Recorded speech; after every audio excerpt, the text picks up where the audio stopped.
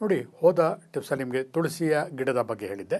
ಇನ್ನೊಂದು ಪವಿತ್ರವಾದಂತಹ, ಇನ್ನೊಂದು ಪ್ರಾಕೃತಿಕವಾಗಿ ಸಿಗುವಂತಹ ಗಿಡ ಅಂದರೆ ಬಿಲ್ಪತ್ರೆ ಗಿಡ. ಶಿವನಿಗೆ ಬಹಳ ಇಷ್ಟವಾದಂತಹ ಗಿಡ ಬಿಲ್ಪತ್ರೆ ಗಿಡ. ಎಲ್ಲೋ ಒಂದು ಕಡೆ ನಾವು ದೇವರು ದಿಂಡ್ರನ್ನು ದೂರ ಮಾಡಿದ್ರೂ ಕೂಡ ಈ ವೇದ ಪುರಾಣಗಳಲ್ಲಿ ಬರುವಂತಹ ಉಲ್ಲೇಖಗಳ ಪ್ರಕಾರ ತುಳಸಿ ಗಿಡ ಕೆಲವೊಂದು ದೇವರಿಗೆ ಪ್ರೀತಿ ಅಂತ ಹೇಳ್ತೀವಿ, ಶಿವನಿಗೆ ಬಿಲ್ಪತ್ರೆ ಇಷ್ಟ ಅಂತ ಹೇಳ್ತೀವಿ. ಇದು ಎಲ್ಲೋ ಅನಿಸ್ತಾ ಇದೆ, ನಮ್ಮ ಈ ಆಧ್ಯಾತ್ಮಕ್ಕೂ ಕೂಡ ನಮ್ಮ ಜೀವನಕ್ಕೂ ಕೂಡ ಎಲ್ಲೋ ಒಂದು ಕಡೆ ಸಂಬಂಧಗಳಿದೆ. ಅದರ ಬಗ್ಗೆ ನಮಗೆ ಮೂಢನಂಬಿಕೆಯ ಒಂದು ಭಾವನೆಯನ್ನು ಬಿಟ್ಟು ನಿಗೂಢ ನಂಬಿಕೆಯಿಂದ ಭಾವನೆಯಿಂದ ಅನ್ವೇಷಣೆ ಮಾಡ್ತಾ ಹೋದಾಗ ಅದರ ನಿಜರ ಸತ್ವಗಳು ನಮಗೆ ಗೊತ್ತಾಗುತ್ತಾ ಹೋಗುತ್ತೆ ಬಂಧುಗಳೇ. ಬಿಲ್ಪತ್ರೆ ಗಿಡನ ಯಾತಕ್ಕೆ ಉಪಯೋಗಿಸ್ಕೋಬೋದು?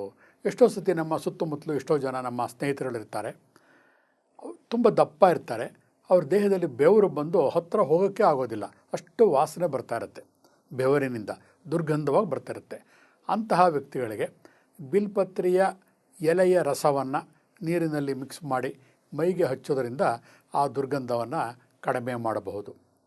ಹಾಗೆ ಆ ಬಿಲ್ಪತ್ರೆಯ ಇನ್ನೊಂದು ವಿಶೇಷ ಏನು ಅಂತಂದರೆ, ಅದರ ಎಲೆಯ ರಸವನ್ನು ತೆಗೆದು ಹಣೆಗೆ ಪಟ್ಟು ಹಾಕುವುದರಿಂದ, ಹಚ್ಚುವುದರಿಂದ ಎಂತಹ ತೀವ್ರ ಜ್ವರ ಇದ್ದರೂ ಕೂಡ ಆ ಜ್ವರದ ತಾಪ ಕಡಿಮೆ ಆಗುತ್ತೆ. ಹಾಗೆಯೇ ಆ ಒಂದು ಬಿಲ್ಪತ್ರದ ಮರದ ತೊಗಟೆ ಕೂಡ ಔಷಧೀಯ ಉಪಯೋಗ ಇದೆ. ಅದರ ತೊಗಟೆಯನ್ನು ಸುಟ್ಟು ಭಸ್ಮವನ್ನು ಮಾಡಿ ಅದಕ್ಕೆ ಜೇನುತುಪ್ಪವನ್ನು ಸೇರಿಸಿ ಕುಡಿಯುವುದರಿಂದ ಧಾತು ವೃದ್ಧಿ ಆಗುತ್ತೆ. ಗಂಡಸರಲ್ಲಿ ಆ ಒಂದು ನಪುಂಸಕತೆ ಇರುತ್ತಲ್ಲ, ಅದು ಹೋಗಿ ಧಾತು ವೃದ್ಧಿಯಾಗಿ ಅದು ಆರೋಗ್ಯ ಸುಧಾರಿಸುತ್ತೆ ಬಂಧುಗಳೇ. ಇನ್ನೊಂದು ವಿಶೇಷವಾಗಿ ಹೇಳಬೇಕು, ಸುಮಾರು ಪ್ರಪಂಚದಲ್ಲಿ 10%, ಶೇಕಡ 100ರಲ್ಲಿ 10% ಈ IBS ಕಾಯಿಲೆಗಳಿಂದ ತೊಂದರೆ ಪಡ್ತಾ ಇದ್ದಾರೆ. ಎಷ್ಟೋ ವರ್ಷಗಳಾದರೂ ಕೂಡ ಅದನ್ನು ಕಂಟ್ರೋಲ್ ಮಾಡೋಕ್ಕೆ ಆಗ್ತಾ ಇಲ್ಲ. ಯಾವುದೇ ಔಷಧಿಗಳು ತೊಗೊಂಡ್ರೂ ಕೂಡ ಅದು ಅನುಭವಿಸ್ತಾನೆ ಹೋಗ್ತಾ ಇರ್ತಾರೆ. ಅವ್ರಿಗಾಗಿ 2 ವಿಶೇಷ ಔಷಧಿಗಳಿದೆ. ಸಾಮಾನ್ಯವಾಗಿ ಎಳನೀರು ಕುಡಿದಾದ ಮೇಲೆ ಆ ಒಳಗಡೆ ಇರುವಂತಹ ತಿರುಳನ್ನು ತಿಂತೀವಿ. ತಿರುಳು ಆದಮೇಲೆ ಇನ್ನೊಂದು ಲೇಯರ್ ಇರುತ್ತೆ, ಸ್ವಲ್ಪ ಸ್ಪೂನ್ನಲ್ಲಿ ಕೆರೆದಾಗ ಮಾತ್ರ ಬರುವಂಥ ಲೇಯರು, ಅದನ್ನು ಕೆರಿಬೇಕು. ಅದು ಸ್ವಲ್ಪ ಒಗರಾಗಿರುತ್ತೆ. ಅದನ್ನು ತಿಂದಾಗ ಹೊಟ್ಟೆಯ ಒಳಗಡೆ ಒಂದು ಲೇಯರ್ ಫಾರಮ್ ಆಗಿಬಿಟ್ಟು ಪದೇ ಪದೇ ಮೋಷನ್ಗೆ ಹೋಗೋದಿರ್ಬೋದು ಅಥವಾ ಡಿಸೆಂಟ್ರಿ ಆಗೋದಿರ್ಬೋದು, ಅದು ಕಡಿಮೆ ಆಗುತ್ತೆ ಬಂಧುಗಳೇ. ಹಾಗೆ ಇನ್ನೊಂದು ಔಷಧಿ IBSಗೆ ಅಂತಂದರೆ ಜೀರಿಗೆಯ ತರಹ ಇರುವಂತಹ ಸೋಂಪು. ಈ ಹೋಟೆಲ್ಗಳಲ್ಲಿ ಊಟ ಆದಮೇಲೆ ಕೊಡ್ತಾರೆ. ಸೋಂಪಿನ ಕಾಳು, ಏಲಕ್ಕಿ, ಅದರ ಜೊತೆಗೆ ಸ್ವಲ್ಪ ಸೈಂದ್ರ ಲವಣ ಪೌಡ್ರ್ ಮಾಡಿ ಮನೇಲಿ ಇಟ್ಕೊಂಡಿರಬೇಕು. ಆವಾಗವಾಗ ಬಾಯಿಗೆ ಹಾಕೋತಾ ಇರಬೇಕು. ಹಾಗೂ ಕೂಡ ಹೊಟ್ಟೆಯಲ್ಲಿ ಆಗ್ತಿರುವಂತಹ ತೊಂದರೆಗಳು ಕಡಿಮೆ ಆಗ್ತಾ ಹೋಗುತ್ತೆ. ಸೋಂಪು, ಏಲಕ್ಕಿ ಬಹಳ ಮುಖ್ಯ. ಯಾಕೆಂದರೆ ಸೋಂಪಿನಲ್ಲಿ ಹೊಟ್ಟೆಯ ಒಳಗಡೆ ಸ್ಮಾಲ್ ಇಂಟೆಸ್ಟೈನಲ್ಲಿ ಉತ್ಪತ್ತಿಯಾಗುವಂತಹ ಸಣ್ಣ ಕ್ರಿಮಿಕೀಟಗಳನ್ನು ಕೊಲ್ಲಿಸುವಂತಹ ಶಕ್ತಿ ಅದಕ್ಕಿದೆ.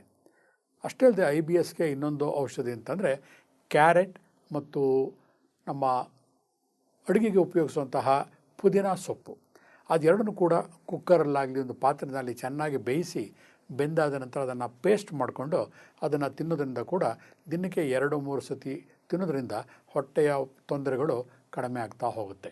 ಇದು ದೈಹಿಕ ತೊಂದರೆಗೆ ಸಂಬಂಧಪಟ್ಟಿದ್ದು.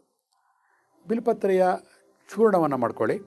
ಅದರ ಒಂದು ಕಾಯಿ ಇರುತ್ತೆ, ಆ ಕಾಯಿಯನ್ನು ಒಣಗಿಸಿ ಅದನ್ನು ಚೂರ್ಣವನ್ನು ಮಾಡಿ ಅದರ ಭಸ್ಮವನ್ನು ಮಾಡಿಟ್ಟಾಗ ಆ ಭಸ್ಮದ ಒಂದು ಫ್ರ್ಯಾಗ್ರೆನ್ಸ್ ಅಂತ ಹೇಳ್ತೀವಲ್ಲ, ಹಾಗೆ ಸೊಳ್ಳೆಗಳು ಕೂಡ ದೂರ ಹೊರಟೋಗ್ಬಿಡುತ್ತೆ. ಆ ಶಕ್ತಿ ಬಿಲ್ಪತ್ರೆಗಿದೆ.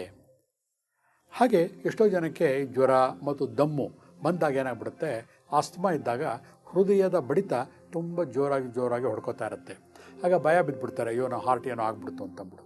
ಅಂತಹ ಸಮಯದಲ್ಲಿ ಬಿಲ್ಪತ್ರೆಯ ತಿರುಳು, ಬೆಲ್ಲ ಮತ್ತು ಮೊಸರನ್ನು ಸೇರಿಸಿ ಕುಡಿಯುವುದರಿಂದ ಆ ಹಾರ್ಟ್ ಬೀಟಿಂಗನ್ನು ಕಡಿಮೆ ಮಾಡಬಹುದು ಬಂಧುಗಳೇ. ಹಾಗೆ IBSಗೆ ಇನ್ನೊಂದು ಔಷಧಿ ಇದೆ. ಈ ಬಿಲ್ಪತ್ರೆಯ ಎಲೆ ಇರುತ್ತಲ್ಲ, ಬಿಲ್ಪತ್ರೆ ಎಲೆಯನ್ನು ಚೆನ್ನಾಗಿ ಅರೆದು ಪೇಸ್ಟನ್ನು ಮಾಡ್ಕೊಳ್ಳಿ. ಅದಕ್ಕೆ ಸೋಂಪಿನ ಪುಡಿ ಮತ್ತು ಏಲಕ್ಕಿ ಈ 3 ಮಿಕ್ಸ್ ಮಾಡಿ ಊಟವಾದ ನಂತರ ಒಂದು 5-6 ದಿವಸ ಕಂಟಿನ್ಯೂಸ್ ಆಗಿ ಕೊಡ್ತಾ ಬಂದಾಗ ಪದೇ IBS ತೊಂದರೆ, ಇರಿಟೇಟಬಲ್ ಬವಲ್ ಸಿಂಡ್ರಮ್ಮಿಂದ ಒದ್ದಾಡ್ತಿರೋಂಥ ರೋಗಿಗಳಿಗೆ ಉಪಶಮನ ಸಿಗುತ್ತೆ. ಇದು ಪೂರ್ಣ ಗುಣಕಾರಿ ಅಲ್ಲ, ಆದರೆ ಆ ತೀವ್ರತೆ ಪದೇ ಪದೇ ಹೋಗಿ ಹೋಗಿ ಸುಸ್ತಾಗಿರುತ್ತಲ್ಲ ಅವ್ರಿಗೆ ಮೋಷನ್ಗೆ, ಅದು ಕಡಿಮೆ ಆಗುತ್ತೆ. ಬಿಲ್ಪತ್ರೆಯಲ್ಲಿ ಒಂದು ಅಂಟಿನ ಒಂದು ಔಷಧಿ ಇರುತ್ತೆ, ಅದು ಹೊಟ್ಟೆಯ ಒಳಗಡೆ ಒಂದು ಲೇಯರ್ ಫಾರ್ಮೇಷನ್ ಮಾಡಿ ಪದೇ ಪದೇ ಜಠರದ ಒಂದು ಉರಿ ಇರುತ್ತಲ್ಲ, ಆ ಉರಿ ಕಡಿಮೆ ಮಾಡುತ್ತೆ.